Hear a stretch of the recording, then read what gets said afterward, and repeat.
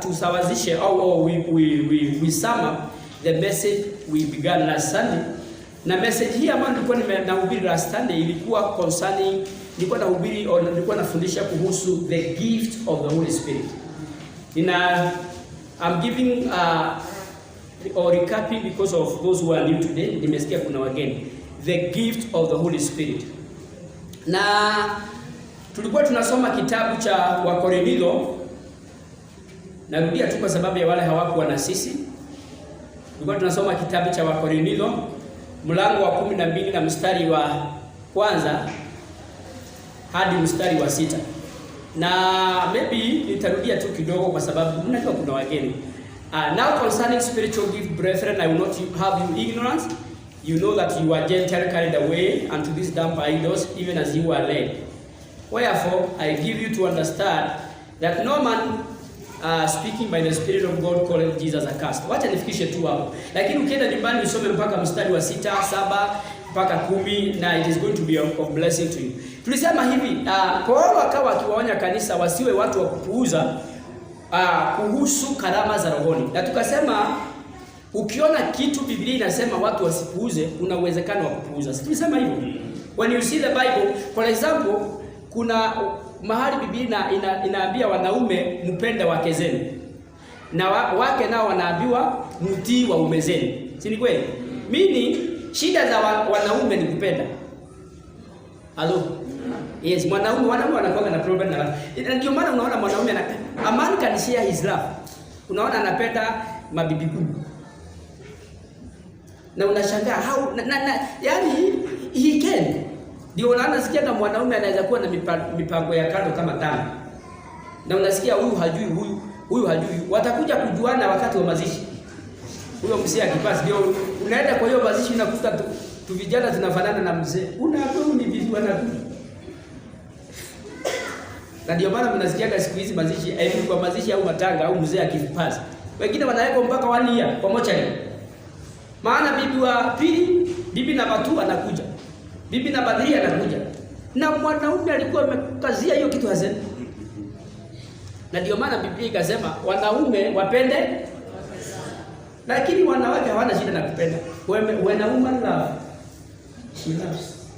So wanawake mniambie, when a woman loves you, nimesikia tu mmoja anasema hivi.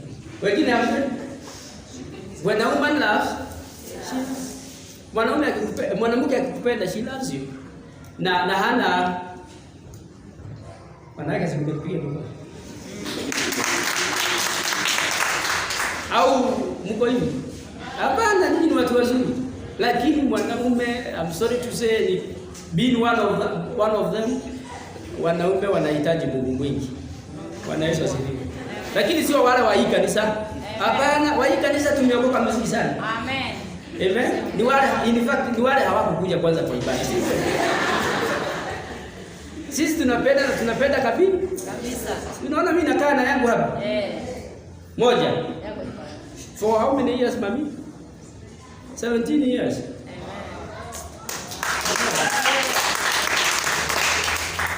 So ukisikia Biblia inasema usipuuze, kuna uwezekano wa kufanya nini? Wa kupuuza. Na unakuta sehemu hii ya gift, karama za rohoni zimetumika vibaya na kanisa siku za leo. Nilisikia mwingine anaambia watu watoe pesa waangaliliwe kama majina yako katika kitabu cha uzima. Mlisikia hiyo? Mlisikia hapo? Au mimi nilisikia peke yangu? And you know, this is someone ambaye anakuwa trusted na followers to an extent, akitumia anything wana believe. Sasa na watu waliangalia, okay, sijui alikuwa anaenda anaangalia sijui. Kufika mbinguni kufungua hiyo kitabu. Mnakumbuka kuna wakati Yesu alikuwa akuje akufe kwa sababu ya wanadamu. Maandiko inasema kulikuwa na silence in heaven for a long time. Kukuwa kumekosekana mtu wa kufungua kitabu hicho. ndio Yesu awe officiated wa kuja kufa, kulikuwa na mahali kulikuwa kunafungua kitabu na ikawa very happy na kukawa kimya mbinguni. So usifikirie kwenda kufungua mbinguni kwa vitabu kuangalia kama majina ya watu iko ni rahisi. Hiyo that's a lie. Si ni kweli? Lakini watu wasipofundishwa, ndio maana unakuta makanisani watu wamejaa, lakini because of this problem ya kutofundishwa concerning spiritual gifting or watu kutoelewa, wanakuwa ignorant, they have been taken advantage of. Si ni kweli? Lakini hiyo sio kitu tunaenda kuwa nacho kwa hili kanisa. Ndio maana tunachukua time kufundisha watu. Watu wafundishwe mpaka watu waelewe. Bwana Yesu asifiwe. Amen. Hello. Amen. By the way, kuna mtu ashawahi akalijua jina ya kitabu kwa kitabu cha uzima hapa kwa hili kanisa? Labda ulikuwa kwa hiyo kanisa, ni kutoka ulitoka. Kwa hili kanisa hatuangaliani, lakini kwa tunahubiria watu kile neno linasema. Si ni kweli? So concerning spiritual gift, wapendwa, Paulo akaandikia kanisa la Wakorintho, msiwe watu wa kupuuza. Eleweni how these operations work and how the gift of the Holy Spirit are given. Amen. Now, to define what is a spiritual gift, I'm just recapping for those who are not with us. To define what is a spiritual gift, tukasema it is a supernatural anointing given by the Spirit of God through the Spirit-filled believers to accomplish the will of the Father. Amen. It's a gift. It's a supernatural anointing. Ni mafuta, na kuna tofauti ya talent na gifting. Tulisema hivi, kuna watu wako na talanta, lakini kuna tofauti ya gift of the Holy Spirit and talent. Amen. Amen. Na niseme hivi, ninapoendelea na shetani pia na yeye, kwa sababu shetani huiga ufalme wa Mungu, na pia shetani hujaribu sana kupingana na kile Mungu anafanya, na yeye pia come up with a parallel government opposing God kingdom and imitating what God does. That's why you realize ya kwamba kama tuko na gift ya prophet in the kingdom of God, pande ile nyingine in the kingdom of darkness kuna gift of divination. Kuna watu wanaitwa diviners. They work along, or they work imitating the gift of prophecy. Amen. Amen. Hallelujah. Amen. Na tulisema hivi, na ninafanya recap. Nikifikisha mahali tulifikisha, mniambie pastor, tulifika hapo sasa, wacha tuendelee. Tulisema ukisoma hicho kifungu cha Biblia kuna a lot of gift ambazo ziko listed pale, lakini mtu anaposoma asipoelezwa, mara mingi unakuta huwezi kusifafanua kuzieleza vizuri. Lakini mwalimu akisoma na aweze kufanya research, he comes up with a very good teaching concerning the gift and the operations of the Holy Spirit. Kwa hivyo tulisema hivi, kuna gifts za leadership ambazo Yesu au Roho wa Bwana hupeana katika kanisa, na tulisema hizo gift ni gani na gani? Ziko katika kitabu cha Ephesians chapter 4 verse 11. Kuna gift za leadership, tulisema ni one of them ni gift ya mtume, apostles. Nyingine ni gift ya nani? Prophet. Ya prophet. Ya tatu ni gift ya evangelist. Na ya nne ni gani? Pastors. Ya tano teachers. Tukasema zinawakilishwa na hizi vidole gapi? 5. Kwa hivyo kwa mwili wa Kristo, kulingana na ufalme wa nuru, kuna hizi ofisi 5 ambazo zimepeanwa kwa kanisa. Na tulisema they all come under the leadership gifting. Leadership gifting. Everybody say that. Leadership gifting. Can we repeat again? Leadership gifting. They are called, one of them ni apostle, prophet, evangelist, pastors and teachers. Na bishop wako wapi hapo? Mwalimu, wapi bishop? Bishop pia iko kwa Biblia, lakini ni bishop most of the time ni a position huwa inapeanwa na church to a given person ambaye amequalified to that position. Amen? Amen. Hallelujah. In fact, it is given by men. Terms or title of bishop ni ya wanadamu, ni title ambayo hupewa mtu fulani ambaye amequalified. Kwa hivyo sisemi ni haifai because it is the Bible, but zile ambazo zimepewanwa direct na Holy Spirit or by Jesus himself ni gani? Apostle, prophet, evangelist, pastor and teacher. Then tukasema kuna gifting or gifts of power, na tukasema zinatoka kwa kitabu hicho tu, lakini pia kuna scripture tulipeana 1 Peter chapter 4 verse 10, na tukasema hizi gifts za power ndizo zinahitajika kwa kanisa ku advance the kingdom of God, ku advance the gospel. Maana kuna sehemu zingine, kuna mhubiri nisikia akisema kuna sehemu zingine ukienda, especially zile sehemu ambazo ziko na ndugu zetu Waislamu, you can't go there and begin saying that God has a son. Kama kuna kitu wanakuanga na shida nayo ndugu zetu Waislamu, ni kuambia that God have a son. Ukiwaambia God have a son, huwa anauliza where is the wife? Because mambo na Trinity is a mystery. Wanaulizanga where, if God has a son, where is the wife? Na kuanzia hapo you part ways. Amen. Hamwezi sikizana tena. Maana mambo na Trinity is a mystery, ni siri ambazo huwa zinafunuliwa kwa watu ambao wanaamini Kristo. Bwana Yesu asifiwe.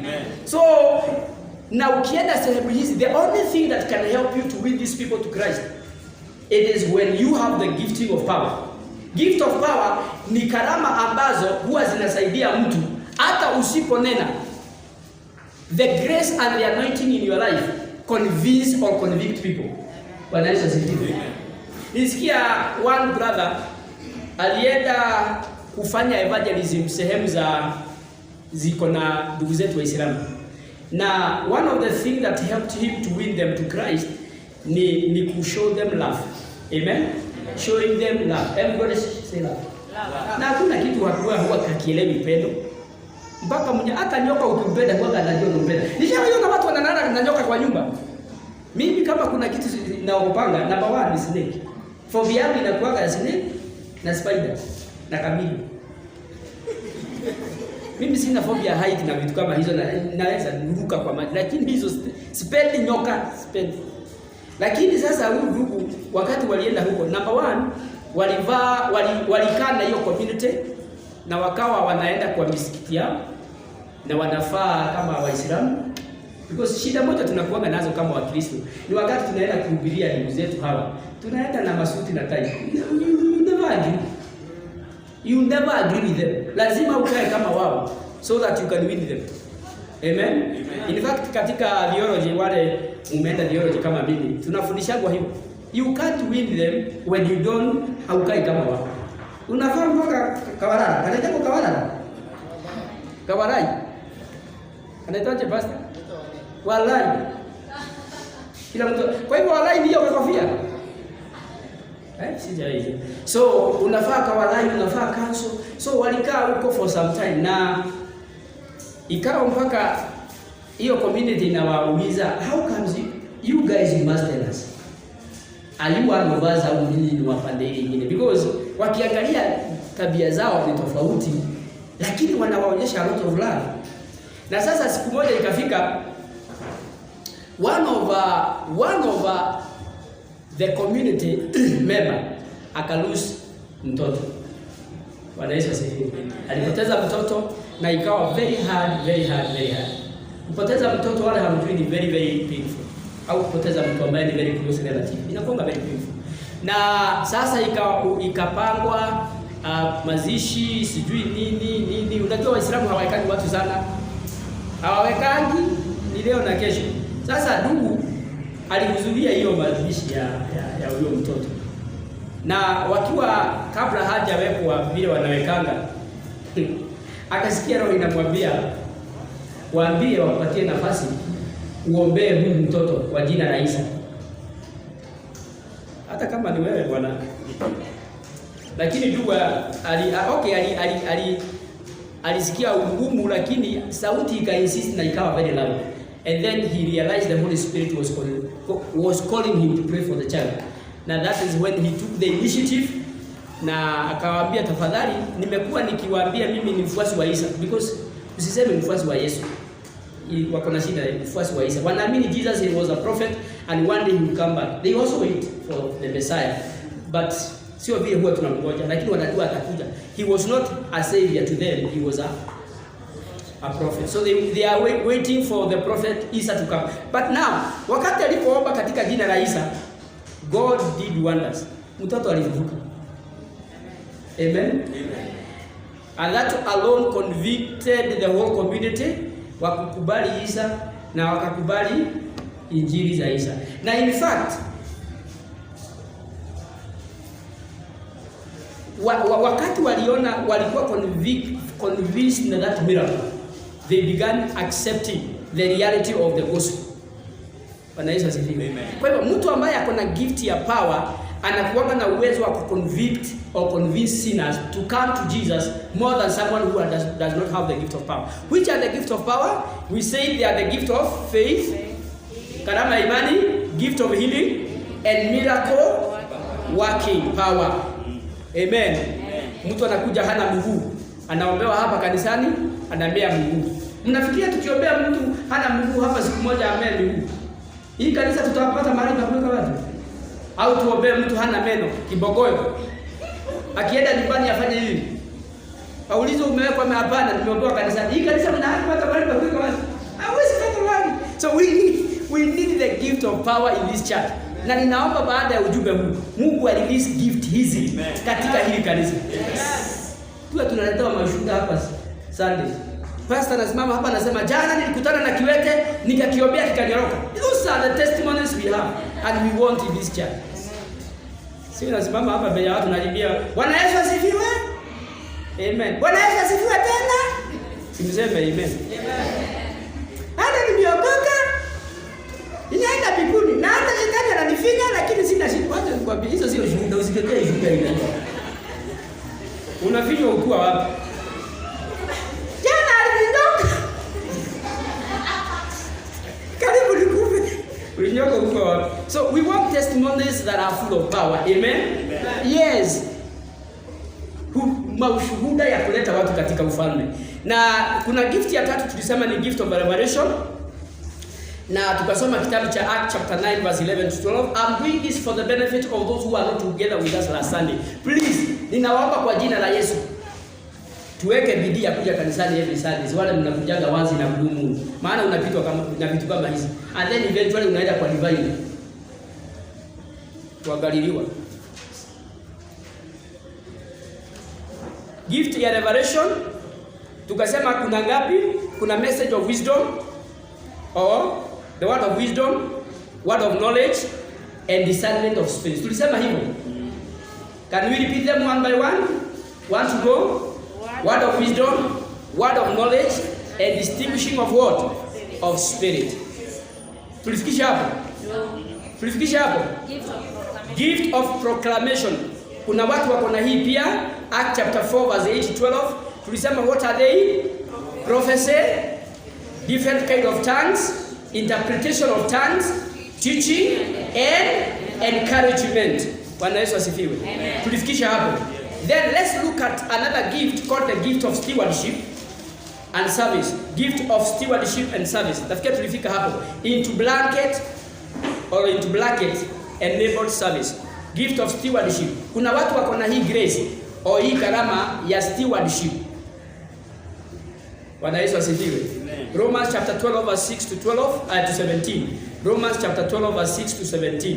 Having then gift differing according to the grace that is given to us, whether prophecy, let us prophesy according to the proportion of faith, or ministry, let us wait on our ministering, or he that teacheth on teaching.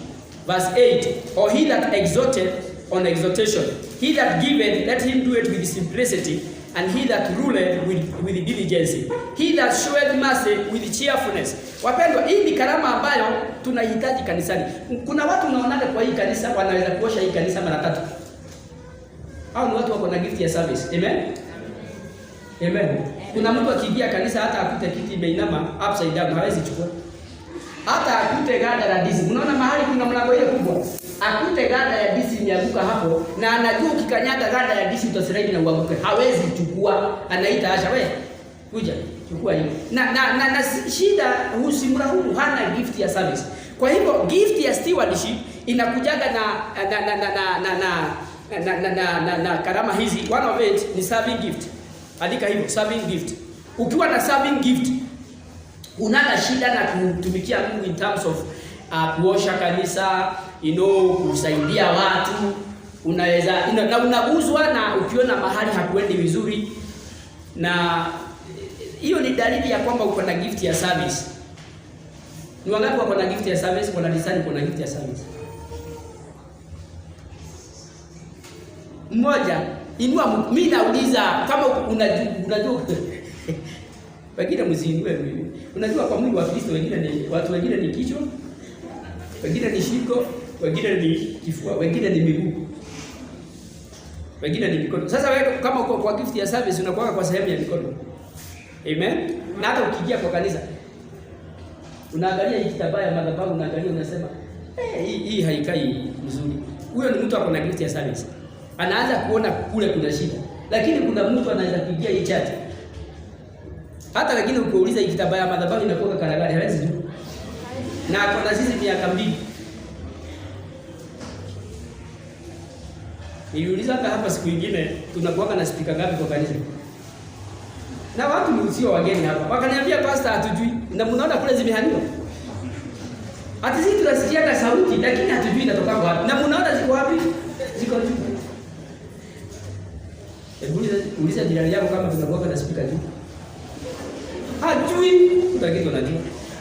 So, we have giving, that is also under the gift of stewardship, giving, administration, and also showing mercy.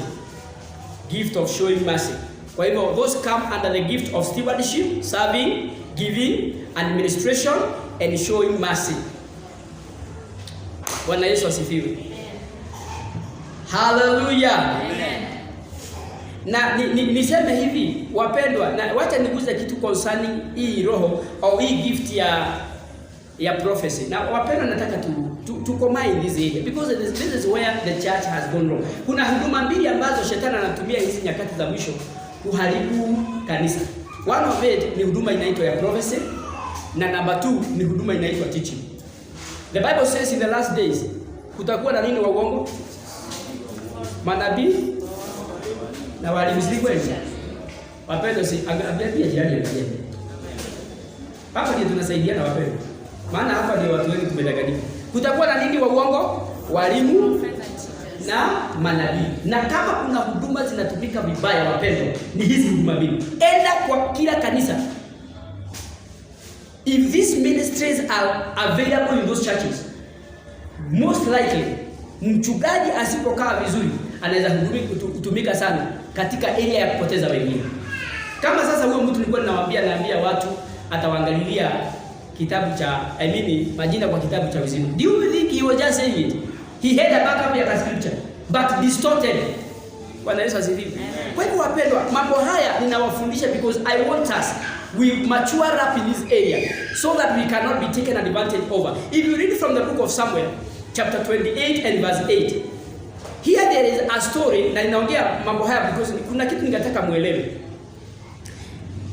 Roho ya unabii, prophetic gifting, nimewaambia nani huwa anaiga prophetic gifting? Ni diviners. Ni kweli? Yeah, they go along. Kama kuna prophet, kuna diviners. Na there is high probability ya kwamba watu wasipokuwa rooted in God's word, they will be tempted to go seeking for diviners. Bwana Yesu asifiwe.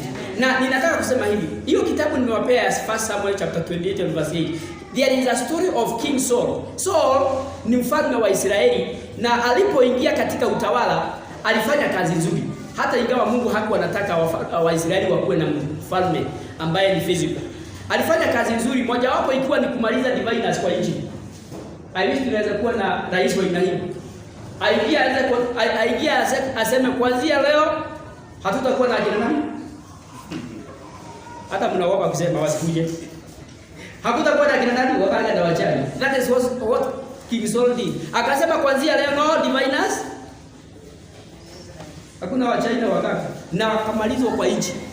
Sasa bahati mbaya au bahati nzuri ikawa wameisha, lakini kulikuwa na kamoja kalikuwa amebaki kama na Sauli akaingiwa na shida kwa sababu Samueli alikuja akafa. Yeye ndiye alikuwa nabii wa nchi, na every time Waisraeli wangeenda katika vita au kuna mahitaji, Sauli alikuwa anaenda kwa Samueli. Anamuuliza baba yetu, bana, nyakati zile nabii alikuwa mkubwa.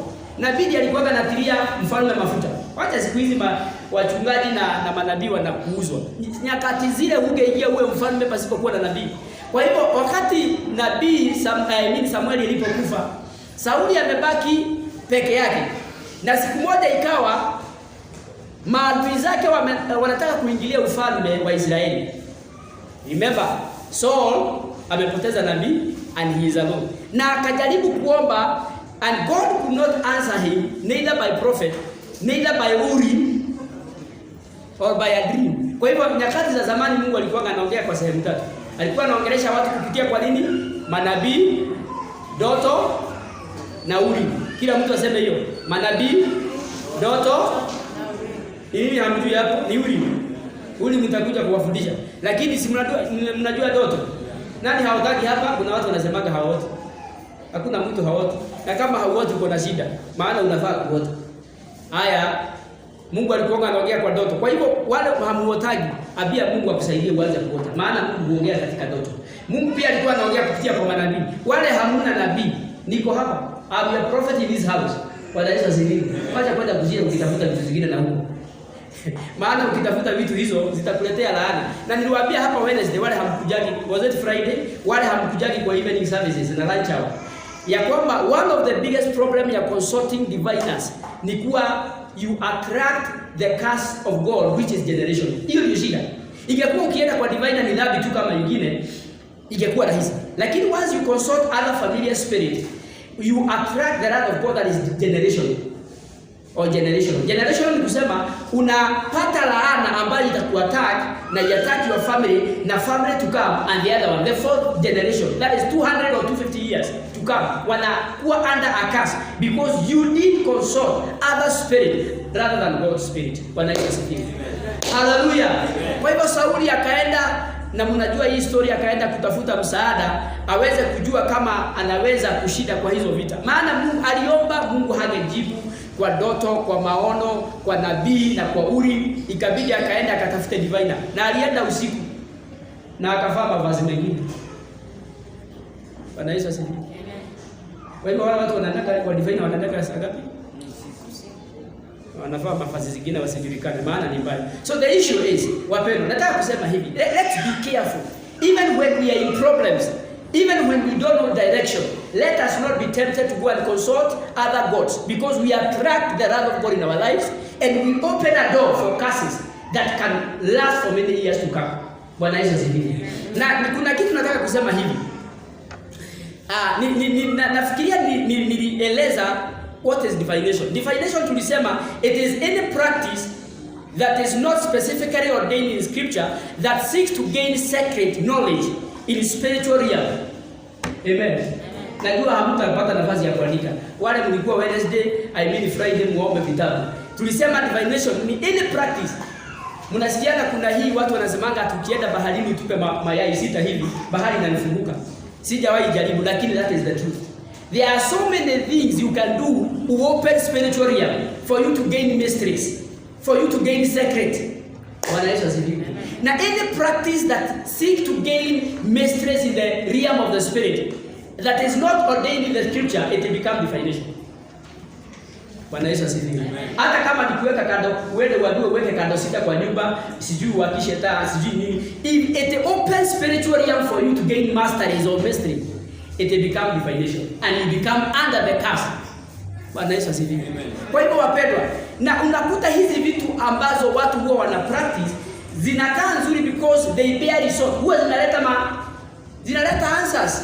Unakuta mtu anakuambia, "Yes, mimi nilijua mambo yangu." Na ni kweli ulijua mambo yako. Lakini ukweli ni kuwa baada ya kuambiwa mambo yako au baada ya kufanywa hiyo huduma ulifanywa, what have you attracted? You have attracted the wrath of God. And the curse of God will be upon your life. Bwana Yesu asifiwe. Nifanyiane namna hii tafadhali, na mwambie jirani angalia mbele. Kwa hivyo wale mshawahi hata kuchajwa, unawekwa tuarama hapa. Hiyo ni area hapa, ile nyingine ya kukwambia kuanzia leo uko kwa mitandao yetu.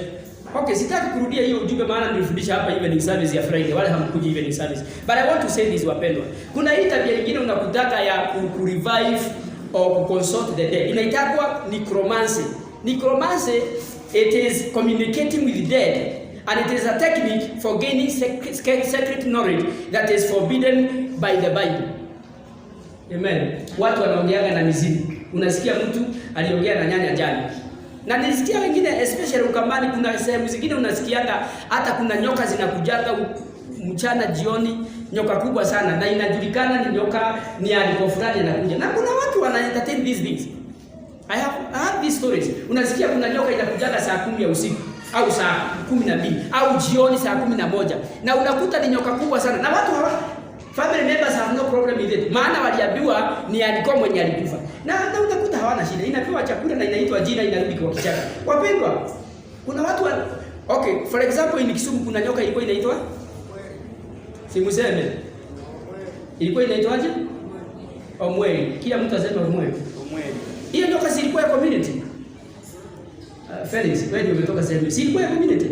Ungeuza omweli. Lakini eventually he died. But that was not just a snake, it was a spirit. Hallelujah. Na ilikuwa inaabudiwa. So necromancy is a practice where people consult the dead. Mambo na makumbusho.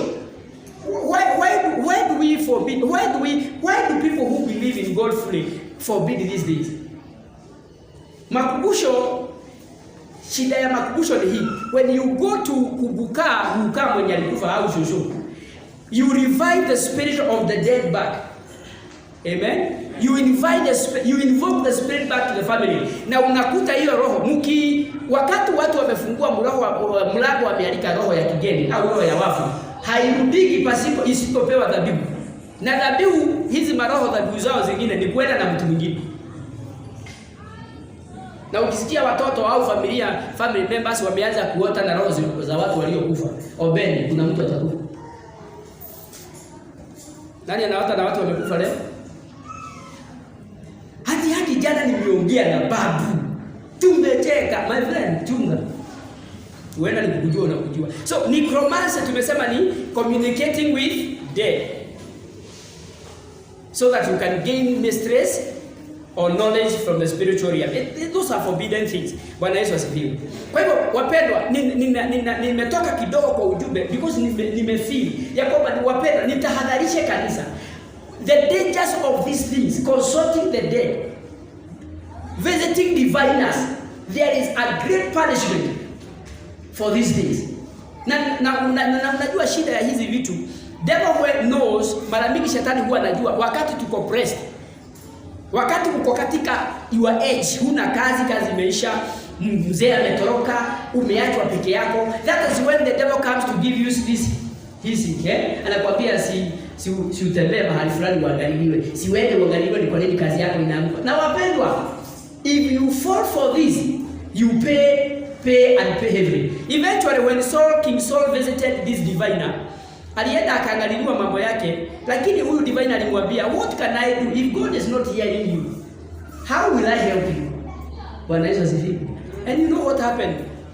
King Saul died the next day pamoja na watoto wake. They died by the sword. So what I want to say is this, wapendwa, let us be careful. Wakati tunafundishwa mambo haya, tueleweke kwa moyo, tufahamu ya kwamba we have boundaries as believers.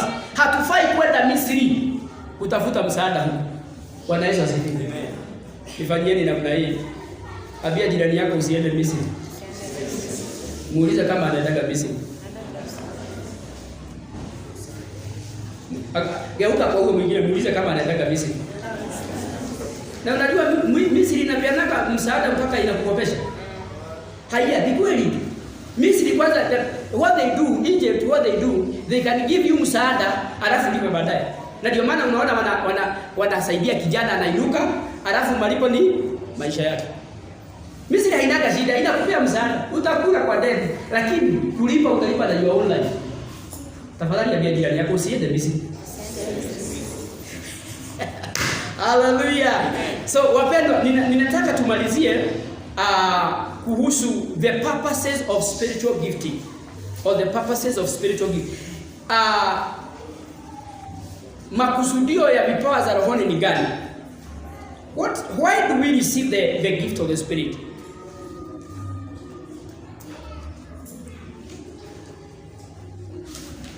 Ephesians 4:11 says, I will read from verse 12. For the perfecting of the saint, for the work of the ministry, for the edifying of the body of Christ, till we all come in the unity of faith and of the knowledge of the Son of God, and unto a perfect man, and to the measure of the stature of the fullness of Christ. So wapendwa, hapa kuna baadhi ya sababu Mungu huwa ana release zawadi au anazawadia kanisa na vipawa hizi za rohoni. Na niseme hivi, vipawa za rohoni hatupewi ndio tuweze kuwa maarufu. Kwa sababu kuna watu unakutaga wanatafuta umaarufu na hizi vitu. Amen. Akipewa karama ya uibaji hapa au akipewa karama ya kutabua au ya kuona, kwanza aanze kuona kidogo hivi, inakuwa shida. Inakuwa shida. Na nimesema hivi, karama hizi hatupewi tuwe maarufu. Hatupewi tu ndio tuwe na personal gain. Personal gain kumaanisha tujifaidishe nazo, tujitajirishe. Ukitaka nikutabirie nitumie 77 kwa hivyo unajua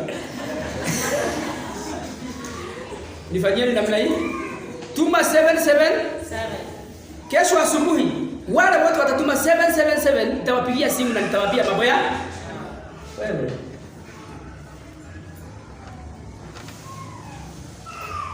Abia jirani yako angalia pesa. Mulisa kama ashaituma 777. Aya, tuma 3 ate? Oh, mnaijua pia? Okay. Tuma 3 10. Maraka hili 10. You know, all hizi vitu zote zinakaa spiritual, but if we use the gifting of the spirit to enrich ourselves or to make ourselves popular, we drift from the way. In fact, manabii wengi wale Mungu alitumia, most of them walikuwa wanatoa masharti. Kama nabii kijana alipotumwa aliambiwa aje, usirudie njia ile uliendea na usikule na usikunywe. Most of the time ukianza kuona umeanza kuwa drifted away from the ways of God by this gift, jua umeanza kuigua na roho ya era. Bwana Yesu asifiwe. Amen. Amen. Amen. Si hata mimi mnitumie nilipenda. Kama mnatumaga huko basi hata mimi nitumie. So wapendwa, ninawaambia mambo haya because nataka tusaidia. Because this is where people are going wrong. Na wapendwa, wacha niwaambie, kutuma 310 na kutuma 77 sisemi ni mbaya.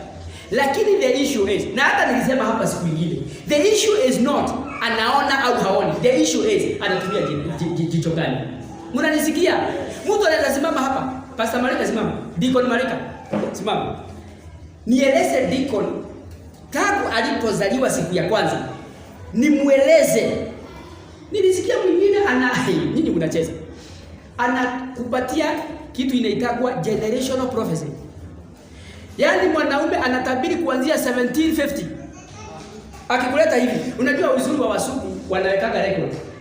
Civilization ya Wasugu imeanza kitambo, sio hapa kama hapa kwetu. Simu zimekuja 1990. Bali hata 1990 hakukuwa simu. Zimekuja lini simu? 2000. Ndio tumepata kama kamuzi. Okay, Wasugu wako na kama sasa US wamekuwa na uhuru for how many years? Over 200 years. Si ni kweli? So wako na record ya mambo mingi. Yaani mtu anapewa generational prophecy kuanzia babu ya babu yao. Unaletwa hivi. Unafikishwa 2021. Na unakotodelea kidogo mpaka 2030. The issue is not this. The issue is not, na he is very accurate. Anasema you have to prove it. Anatoa record. Huyu ndiye alikuwa babu ya babu because they have record. The issue is not the accuracy. The issue is the source. Everybody say the source. Lakini unakuja kanisa tumecompromise, tumeenda misi. Simply because mtu anakuambia ukweli, we compromise. God forbid. The issue is the source. By what spirit is he dividing? By what spirit is he hearing? By what spirit is he seeing? Now remember, the consequences. You attract the curses of God generationally. Bwana Yesu asifiwe. So wapendwa, mambo haya ni yamefichika sana. Unakuta huyu anakuambia ukweli na huyu anakuambia ukweli. But the issue is not the accuracy or the truthfulness. It is about the source. Bwana Yesu asifiwe. Amen. Hallelujah. Amen. Wewe unafikiria huyu mwanamke sit down. Huyu mwanamke aliambia Mfalme Sauli, kesho wakati kama huu utapiga dunia teke. Did it happen? Exactly. In fact, alitabiria Sauli mpaka Sauli akaisha nguvu, akaanguka flat. Walikuwa wanamuinua mfalme mzima, wanamwambia jipe moyo. Sauli anaambia jipe bwana mnakana nimeambiwa kesho ninakufa. Akapikiwa sijui alichinjwa dama na mikate akule. Akakataa kukula. Akaambiwa jipe nguvu hata kama unakufa kesho. Kula tu. Bwana Yesu asifiwe. Si wapendwa. Nataka kusema hivi. Let us be careful. Let us be very careful when it comes to the gifting of the Spirit, because you can err and err for good. Amen? Amen. Nete hadi kachifa. Unaweza potea. Okay, niko naye. Unaweza potea na upotee for good. Bwana Yesu asifiwe. Unaweza jifungulia mlango ambao kufunga, it will take generations. I'm very careful who speak to my life. I'm very careful where I take my money. I'm very careful. I'm very careful. Siku moja nilipanga kupeleka pesa kidogo mahali kwa mtumishi fulani, sitawaambia jina yake maana ni mtu mkubwa. Na wakati nilipanga kupeleka huko, Bwana Yesu asifiwe, Mungu alinitokezea, nikaonyeshwa nikiwa kwa gari yangu, na gari mnajua inaakisha kanisa. Na si mimi niko na kanisa. Nikaonyeshwa hiyo gari yangu, nilienda nikampelekea iwekwe aweke mafuta. Wakati aliweka mafuta, badala gari iende mbele irudi reverse ile huja wani.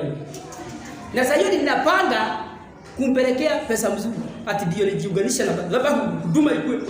Mungu akanionyesha hiyo gari yako hiyo itarudi nyuma, na ilirudi nyuma ikacrash kwa majumba mpaka nilikuwa tapiga ndugu. Go. Na vile mnapenda kutuma sidi. Na vile mnapenda kutuma dilite. Sio kila mtu huwa anatumiwa mbegu. Na sio kila madhabahu huwa unajiunganisha nayo. Otherwise, from there, madhabahu ile kama haitakuwa ya Mungu, you become partner of that altar. And whatever is spoken in that altar, it becomes your portion. Bwana Yesu asifiwe. Amen. Tuko pamoja? Yes. Nataka nisikie imani vizuri. Tuko pamoja? Amen. Kuna mtu ninasaidia? Yes. So, what is the purposes of spiritual gift? Number one, spiritual gift. The purposes of spiritual gift is this: for advancing the kingdom of God. The purpose of spiritual gift, it is to enable us to advance the kingdom of God. Ni za kutusaidia kueneza injili. Mahali mdomo haiwezi ongea ikasikika, karama zinafanya kazi. Tafadhali angalia mtoto. Karama zinafanya kazi for advancing the kingdom of God. Acts chapter 2 verse 7. Number 2, for edifying the body of Christ. Edifying means kukuza, kulea, for edifying the body of Christ, or to build the body. Mwili wa Kristo, kanisa ni mwili kama huu wetu, kama kila mtu ako na mwili. Church is a body. So the purpose of a gift is to edify that body of Christ, to edify that body of Christ, to edify that body. Number 3, for perfecting the saint for the work of the ministry. I'm very fast. For perfecting the saint for the work of the ministry. Remember, we are using the term perfect. Perfecting. Kuna sehemu zinahitaji kukogogwa, kutengenezwa ndiposa mwili wa Kristo ukamilike kwa sababu ya huduma. So we are saying the purpose number 3 is to perfect the saint for the work of the ministry. Number 4, to supernaturally enable believers to strengthen and encourage one another. Supernaturally enable believers to strengthen and encourage one another. Those are the purposes of spiritual gifting. Can I repeat? Yes. Number 1, we have said it is for advancing the kingdom of God. To help us advance the kingdom. Help us advance the kingdom. For example, wakati mitume walipoachwa na Yesu, waliambiwa msitoke chumba cha juu mpaka mpate nini? Roho. Roho akaja akatua juu yao. Wale hamujaandika msio na wasiwasi. Narudia. Akaja akatua juu yao na akawapatia gifting ya speaking in tongues. Ni kweli? Bwana Yesu asifiwe. What happened? Wakati huo Yerusalemu kulikuwa na watu ya kila aina. Kulikuwa na kulikuwa na one of the feast. Kulikuwa na celebration of Akaidi. Na kwa hivyo watu walikuwa wametoka sehemu nyingi za dunia. Na wakati Roho aliposhuka, watu waliongea na dimi tofauti. Kama ndugu yetu hapa Muleke ni wa kutoka Meru, anaongea Kijale. Ukisikia ndugu yetu anaomba na Kijale, unaweza kufikiria aje? Naongea na ile Kijale pia. Na unajua Muleke haja yeye ajui Kijale au ndize. Si utasema kuna Mungu heaven? Muleke hiyo ni yetu. Haya, naye dada yetu pale anaongea Kikuyu. Mama Ruto naye anaongea Kikuyu. Tunakushangaa, ulijulia wapi Kikuyu? Hapana, mimi ni kuomba ninaomba. Nani hata sema kuna Mungu? That is what happened in Jerusalem. Watu wakaongea na lugha za watu wengine. Sasa kukawa watu wamekusanyika sana kushindwa. Hawa Wayahudi. Nani amewafundisha Kialemania? Nani amewafundisha Kiyunani? Na ikawa mshangao. And for that reason wakasema surely this one it is God. Amen? And people are converted. How many of them? 3,000 people came to the Lord because your gift itself convicted even the sinners. Haiwezekani mtu ambaye ni sio wa kabila langu anaongea kwa yangu. Wakati Peter aliposimama akawaambia hii mambo sio ulevi. This is what was prophesied by Joel. Yakoma in the last days, God shall pour out his spirit to all flesh, and men shall speak in new or strange languages. Amen? Amen. Kwa hivyo tumesema aje? Hizo gift zinapeanwa to advance the kingdom of God. Kuna mhubiri alienda mahali, sijui ni India au wherever, na wakati alianza kuhubiri, akahubiri na Kihindi. Na unajua sasa ukihubiri na lugha ambayo sio yako na iko na mafuta ndani, what do you expect? Watu wanasikia vizuri sana. Mpaka Wahindi wanashindwa, huyu mtu anajulia. That is beyond conviction. Hiyo inakushawishi kuliko hata kuambiwa na mtu. Huyu mtu sio Mhindi. Ni kama sasa mimi niende nihubiri na Kihindi. Au Kichina, tong. Na Wachina wanasema amen. Amen. Bwana Yesu asifiwe. Sasa wewe hapo unaichapa kuichapa. Chom. Simseme amen. Nasikia mimi mnapenda raha. Bwana Yesu asifiwe. So God used it to advance the kingdom. So tumesema ni ngapi? For advancing the kingdom. Number 2, for edifying the body of Christ. For edifying the body of Christ. For example, dada akija hapa na sijawahi muona nimuite jina. Nikwambie wewe Grace. Ni nini naona jana mnapigana na mzee? Mbona unasumbuliwa na watu hivi? Huyo mtu kuanzia hapo si maisha yake imeinuka. Najua kumbe kuna Mungu mbinguni ananijua. Si ni kweli? Hiyo ni prophecy, revelational gift. Si ni kweli? Hizi gift huwa zinainua watu. Mimi ile kitu kimenifanya niwe na nguvu ya kuendelea even irrespective of the oppositions and problems of life. Ni kwa sababu kuna mambo ambayo nilitolewa unabii kitambo sana. Now, when I still remember those prophetic words, they give me the grace to continue. Na kumbuka kuna maneno Mungu alisema juu yangu hayatatimia, so ninaendelea. Bwana Yesu asifiwe. So tumesema advancing the kingdom, for edifying the body of Christ, for perfecting the saints for the work of the ministry, and number 4, for supernaturally enabling believers to strengthen and encourage one another. Hallelujah. So let's finish with this one. How do you receive spiritual gift? How can you receive spiritual gift? Maana hapa ndio kisungumukuti iko. Kisungumukuti. How do you receive the spiritual gift? Niseme spiritual gift like any other gift, you don't receive them by force. Hawezi pokea karama ya Mungu kwa nguvu. Atipokea hakuna. Upokeaje kwa nguvu? Hata kwako nikukuletea zawadi, you can decide to take it or to reject it. Hata roho, ndio maana mnaona watu wengine tunawaombea roho hawapokei. Maana they are not ready for that. It is a gift. Lakini Mungu hawezi jilazimisha pokea ndani. Hakuna kitu kama hiyo. If you are not ready, he goes. So how do you receive spiritual gift? Number 1, we receive spiritual gift number 1 by understanding. Tumesema hivi tukianzia ya kwamba do not be ignorant of the spiritual gift. We receive them by understanding them. We receive them by understanding. What do I mean when I talk about understanding? You must understand what is a spiritual gift. You must understand why you receive it. Kama unataka upokee karama ndio ushow off kwa kanisa. hautaipokea. You must understand the spiritual gift. So I want to say this. When I talk about understanding of the spiritual gift, I mean it is understanding the relationship between the giver and the gift. It is understanding the relationship between the giver and the gift. Do you know the giver? Do you know God? Number 2, desire. Andika desire. Desire, you never receive any gift from God without a desire. Lazima uwe na ile tamaa ya kupokea. Nimesikia ndugu akiongea na ndimi, hata mimi natamani. You desire. If a believer is to be used in gift, he must eager or desire the gift. You will never receive the gift without desire. The Bible says in 1 Corinthians chapter 14, concerning the spiritual gift, desire them, and especially karama ambazo ni za kujenga kanisa. Desire them. Bwana Yesu asifiwe. Desire the spiritual gift. Na wacha nikwambie, unaweza pewa karama moja sana Deacon Boru. Moja hivi. Kuanzia hapo maisha yako ibadilike. Kuanzia upewe gift ya hili. Kuna watu wanakufa saa hii. Ako na billions of money in the account.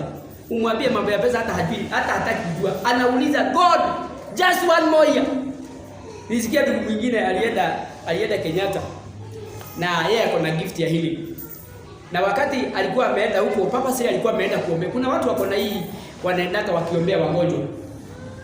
Wako na hiyo grace. So yeye alienda Kenyatta na mahali alikuwa amesimama hivi ndio sasa aingie kwa ward. Ndio aanze kuombea wagonjwa. Akaona madaktari wamesukuma kastretcher. Si mnajua kastretcher? Kale kanakelewa kwa watu na kalikuwa na mtu juu na amefunikwa na shuka mpaka hapa. Sasa sauti ikamwambia nyumba yako ndio hii. Si mtu. Sauti ikarudia nyumba yako ndio nini? Ndio hii. Sasa na yeye ni mtu wa roho alielewa. Akafuata madaktari na akawaambia before mumfanyie whatever you are doing for him, please allow me to pray for him. Bwana Yesu asifiwe. Na akafanya nini? Akamuombea. Na kwa sababu ako na gift. Huyo mwanaume alikuwa an elderly man na he recovered there and then sio gradually. Unajua hiyo tunai kupona pole pole. Hapo alipoamka hivi akakaa chini hivi. Akafanya hivi. Akamuuliza wewe ni nani? Akamwambia mimi naitwa Pastor Soweto. Akamuuliza unataka nini? Nataka nini? Sasa alinunuliwa nyumba alikuwa anatuambia alinunuliwa nyumba sivia 7 million na 7M na 10. Bwana Yesu asifiwe. So within 10 minutes 7 million imeingia. Nisa jirani yako kama anashaipata 7 million. Na muulize ile kamshahara huwa analipwa, anaona kama anaweza fanya miaka ngapi ndio apate 7 million.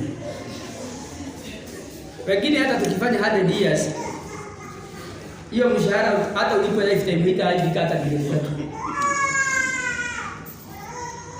Ifanye namna hii. Bwana Yesu asifiwe. So the gift made a room for him before greatness na akapata hiyo nyumba yake alikuwa anaomba siku nyingi. Kwa hivyo nyumba yake ilikuwa na mtu. Naye mtu ni mgonjwa. Yeye hataki anything, anataka tu apone, arudishwe maisha. Pesa anazo sio shida, lakini pesa imsaidie. Ni kukufa anakufa. So wapendwa, I want to say this. Let us desire spiritual. Abia jirani yako desire spiritual gift.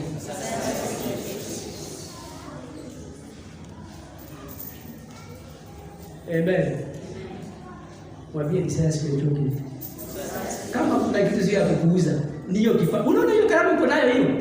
Hiyo unafaa mtilie mkazo ukae kama wazimu. Hii nitaichochea. Na unajua vipaa huwa zinakuwa kwa kuchochea. Watu wengine hawajui kuchochea. Hawajui chochea hiyo kipawa mpaka ikuje iwe strong. Kama uko na gift ya healing na deliverance kama mimi, ichochee mpaka ifanye kazi. Ukisimama hapa mapepo inaanza kupiga nduru. Wanashindwa kwani hiyo hapo na mapepo gani? Hapana, ni gift inafanya kazi. Lakini wengine shida ni kuwa hatutamani. Na hata kama uko nako Unaogopa sasa watu watajiona na wataniona aje? Watafikiria mimi sikuagi na kitu. Waachana na watu. Kirindi waachana na kirindi. Ilisurubisha mwana wa Mungu na alikuja kuwasaidia. Wewe ndio utawasaidia. Kirimia ile kitu Mungu amekupatia. Weka bidii mpaka ifanye kazi. Bwana Yesu asifiwe. So tumesema aje? Number 1 is understand the spiritual gift. Mungu hawezi kupatia vitu ambazo haujaelewa because utajiua. Hata kwa nyumba kuna vitu zingine hatupeagi watoto. Ukiona mtoto analilia wembe, Mswahili alisema hapana, lakini tunapeana mtoto wembe. Ai, hapana. Mswahili alisema ati mtoto akililia wembe pea, lakini hapana. Tunakuwa waangalifu, kuna vitu huwezi pea mtoto. Niliona juzi mtoto wangu Sonia amebebwa na amewekwa kwa shuka ndani, hata hao amebebwa hivi kama avocado tano. Na cheka kajua na yeye mwenye anambeba atafurahia, anapiga tu kai. Nilisikia tu na mtajua sasa, mimi hizi nyumba za taya hizi mtoto anakuwa hapa mpaka anaanza kuconverse. Wewe sasa kicheko imekuwa kilimo. Bwana Yesu asifiwe. Hivyo ndivyo inakuwa, kuna vitu tunaomba lakini kwa sababu hatuelewi, Mungu anasema wewe huyu asipatiwe bunduki. Akipatiwa bunduki na hii hasira anakuwa na hata shoot kila mtu kanisani. Imagine ukiwa na mafuta kama ya Elisha. Au ya Elijah ya kuitisha moto. Unaangalia kanisani hivi, mama ndiye analetea kabuji. Unahakikisha ameenda mahali kuna watu wengi kasoko hivi. Unaitisha moto. Moto ndio hiyo kaa. Anachomeka akipiga duru na ambia wengine jifundisheni na huyo jifundisheni sasa.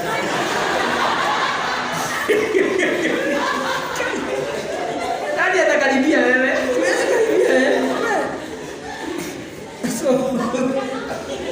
watu wengine wanaomba gifting lakini hawajazielewa na hawajajua mwenyewe vizuri. Kwa hivyo Mungu anazuia. Kwa hivyo number 1 before you are given the gift, check your heart, kama moyo wako uko sawa, kama unamjua mwenyewe vizuri before you receive it. Because watu wengine wakipewa gift hapa, hii kanisa ataifunga within. Kuna mtu tupatia hii kanisa dili tunakuta mtu hapa. Anaongea neno inatoa hii group yote.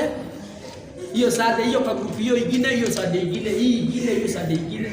Mwisho anabaki peke yake na anasema mimi ninaenda mbinguni. Afadhali niende peke yangu kuliko na kwenda.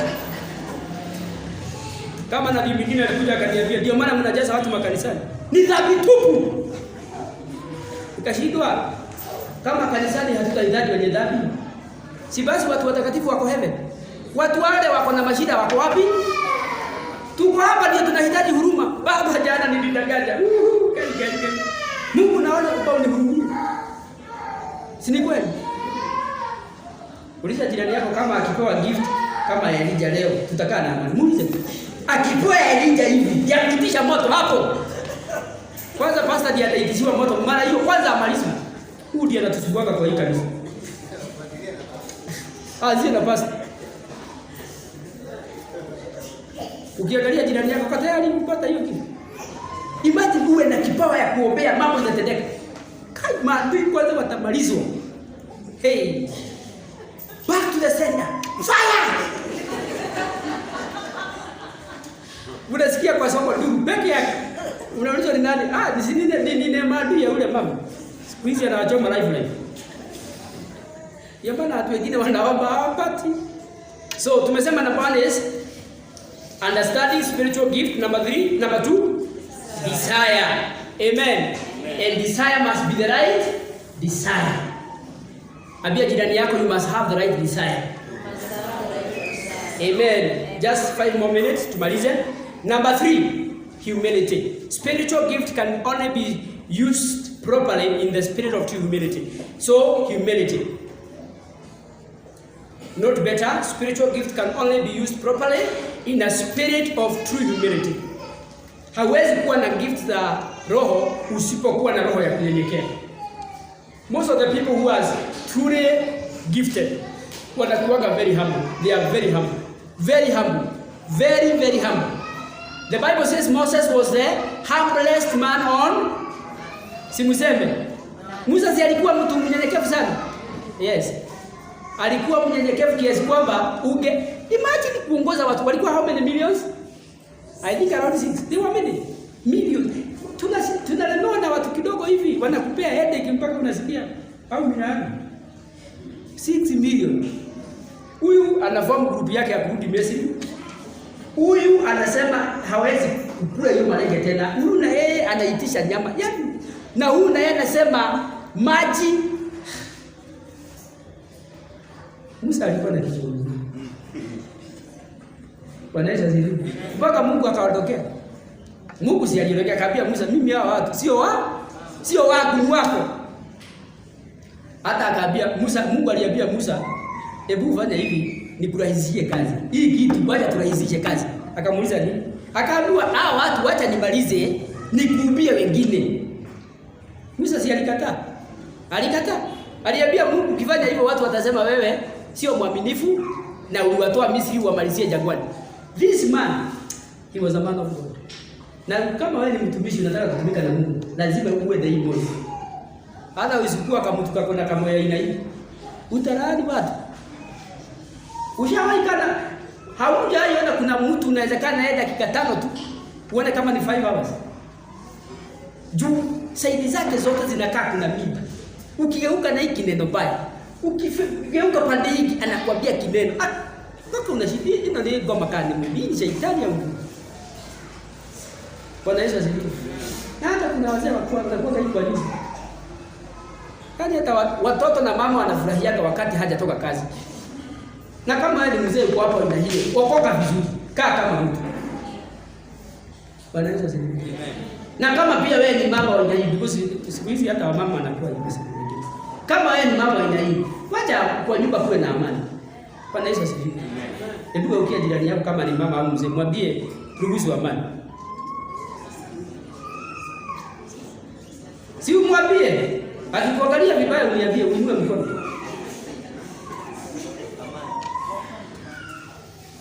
Bwana Yesu asifiwe. Moses was so much attached to his people. Akaambia God, ondoa jina yangu kwa kitabu cha uzima. Imagine, Musa anaambia Mungu kama utawamaliza hata mimi niondoe kwa kitabu cha uzima. That is a pastor that is so much attached to the sheep. Hata mimi nitoe, hata mimi wacha niangamie nao. Mpaka Mungu anaangalia Moses anamwambia Moses hapana.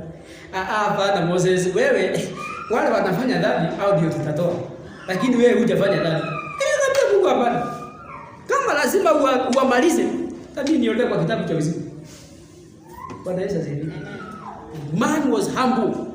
Na wacha nikwambia Moses. That man was anointed. Unasemanga mafuta. Do you know Moses mnajua hangekufa? Mnajua hivyo? Do you know Moses aliambiwa na Mungu apande mlimani akakufa? Haya. Musa aliambiwa na Mungu. Panda mlimani ukufie huko. Na saa hiyo maandiko yanasema Musa macho yake ilikuwa inaota kama tochi hivi. Na yaani yeye ni kijana tu. Yaani God, the glory of God had immortalized him. Yaani alikuwa na utukufu kiasi kwamba mwili huu ulikuwa umeroa nguvu ya Mungu to an extent akawa he is no longer like a human. Mungu anamwambia enda mlimani maana umekaribia Kanaani na huwezi ingia. Enda mlimani ukufe. Mtu ambaye amefika hiyo level wewe inadhani ameroa utukufu wa Mungu. Kufa ni Mungu. Mungu anamwambia nitakuua wewe ukufe nikuue. Mungu ndiye aliua yeye na akazika yeye. Moses wacha hivi mnaongea mambo ya wachungaji. Musa ulikuwa unaongea mambo yake. Hata sio nabii anakuja kusema, Mungu mwenyewe anakuja. Anawaambia, unajua nimesikia ati mlikuwa mnaongea aje? Hebu rudieni. Mungu aliuliza Harun na dada yake Miriam. Nyinyi naongeaga na nyinyi kwa ndoto na maono. Huyu mwanaume mnaongea mambo yake. Na sasa hata Moses hajui. Kuna mambo inaendelea. Na unajua shida ilikuwa gani? Moses kuna kama msichana mwanamke alikuwa ameoa wa Ethiopia. Si mnajua hivyo? Sasa kulikuwa na malalamishi, unasikiaje? mtu yawaambia na si wa Mungu. Kuna mwanamke hapo na yeye. Harun na Miriam. Na walikuwa manabii wa ukweli, sifikiria ni mchezo. Wakaleta siasa, hii siasa inaonekana na watu kanisani. Sijui nini. Huyu mtu hata sio wa Mungu, hata tumesikia, hata tumeona. Wacha nikwambie, in fact wacha niwaambie, kama kuna vita zinakuwa mbali, ni vita za kiroho na vita za kanisani. Ukisikia mahali watu wanatupia mtumishi wa Mungu mali, jiondoe. Amen. Tabia jirani yako jiondoe. Lakini sijui kwa nini maneno ya pastor na ya watumishi wa Mungu inakuwa tamu sana. Mtu anakunywa kachai akisema, nilijua tu. Wachana na hiyo ni kukanyaga eneo hatari. So Miriam, Moses akakuja akaambiwa, kuna watu nataka kuadhibu hapa. Nani? Miriam na Harun. Ni nini mbaya? Unajua hawa watu wameongea mambo yako. Moses, the humblest man on earth, tena kwa magoti. Baba, nakusihi wahurumie, wasamehe. Akaambiwa hii kwanza Harun, Miriam akachapwa na nini? Ukoma, akatupwa nje ya kambi. Naye Harun hakuchapwa, maana alikuwa na vazi la kuhani. Hii vazi la kuhani mnaona tumefanya limetuzuia mambo mengi sana. Ndio mnaona kama mchungaji anaweza fanya kitu hakufi. Lakini Harun wakati alitoa kabuti ya kuhani, aliwekwa kwa chini akakufa. Hagewana vazi la kuhani, lakini wakati aliweka chini, naye Miriam akawa na leprosy, white as snow, 7 days outside the camp. Kwa hivyo kupewa chakula napewa na huko nje kama ungu. Patia yeye na hapo nje. Na usiguza, because siku zile ungeguza mtu akiwa na leprosy, hata unakuwa najisi, unatupwa na yeye nje. Kwa hivyo nahakikisha unampatia kamwanya. Umepata? Nakwambia kula na tunakugoja. Umalize kichapo yako. Bwana Yesu asifiwe. Hallelujah. Wacha tumalizie. So tunasema hivi. Hizo ni ngapi? 3. Number 4, submission. Submission kusema wewe ni mtu ambaye you have no problem with submitting. Kama kuna shida iko na watu siku hizi ni submission. Watu ambao they don't respect anybody, they speak ill of dignity and dignitary. Na unaona siku hizi watu vile wanaongea, hata kama sasa kama nchi hii yetu, no one who is, anybody can speak anything. Na mimi siku za Moi tunasemana zilikuwa baya, lakini siku hizi hii kitu tunaita demokrasia ni haribu. Unasikia kijana mdogo anasimama anatusi rais. Kuna kitu. Yaani siku hizi hakuna mkubwa, hakuna mdogo, hakuna submission. Na ndio maana mnaona generation ile tuko nayo siku hizi inakasha. Ushawahi sikia za nyakati zetu, wale ambao mko wazee kidogo hapa, ati mtoto anaenda shule na kisu. Ati anapimia mwalimu na mdai akisomesha kwa blackboard. Anaweka moja anachomoka hivi. Siku hizi karibu walimu waende na mabuduki kwa shule. Because kimeumana. Generation ambayo haiabiliki, haisemeseki, haina submission. May God help us. Bwana Yesu asifiwe. Mwalimu wewe ukifundisha kwa ubao unakuanga chocho. Unaandikaga ukiwa hivi. Sababu kinaweza umana ujikute chini. Unaandika ukiwa umekaa chocho. Bwana Yesu asifiwe. Amen. Everybody say submission. Just 2 more minutes. Submission means you have no problem with saying sorry, saying yes, saying excuse me. Yani you have no problem to humble before others. Unaweza ambilika. Kuna watu kuambilika ni ngumu. Wewe ni mtu wa kukosoa kila kitu. Sasa amefaa aje? Sasa anaongeaje? Achana na hiyo vituko yako. Number 4, obedience. Vipawa za rohoni hazipei watu ambao hawana hizi vitu ninawaambia. Obedience. If you want to receive the gift of the Spirit, you must have this character. Obedience. You must be a man who can obey. When God say no, don't say yes. Mungu akisema ukienda huko usikule na usikunywe, usienda kusema hata sasa nimetoa unabii, nipigue nichijue kondoo. Utakufa. You must be obedient.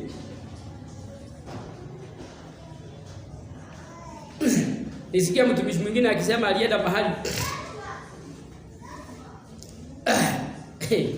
Mungu akamtumia sana, Mungu akamtumia kwa njia kubwa. Na sasa ndugu mmoja akaguzwa, akamletea dola. Kila mtu aseme dola. Dola moja sasa inabadilishana na pesa ngapi ya Kenya? 100. 103? 104, around there, si kweli? Na kuambia aliletea dola mingi, dola kubwa mingi. Na kabla hajachukua, Roho wa Mungu akamwambia usichukue. Uliza jirani yako kama ni yeye ageti. Sasa hiyo ndio huu unakemea katika jina la Yesu. Nafunga hiyo sauti. Ndio uchukue nini? Na sasa kumbe ni Mungu anampima aone kama atatibu. Ukikosa kutii hapo, kipawa inaondolewa. Ukitii kwa ile hapo, dola utapoteza that day, lakini Mungu anakuelevate. Now this is how many people have lost the grace in their lives. Amen. They have lost the grace. Hapo ndio huwa unafunga mapepo haifungiki. Sauti bado inasema usichukue. Unashindwa. Mungu anaweza sema nisichukue dola. Kumbe ni yeye anataka apime moyo wako. Na unajitia nguvu. Labda ni mimi ninasikia vibaya. Na usikie vibaya. The last one. Faith. Imani, faith.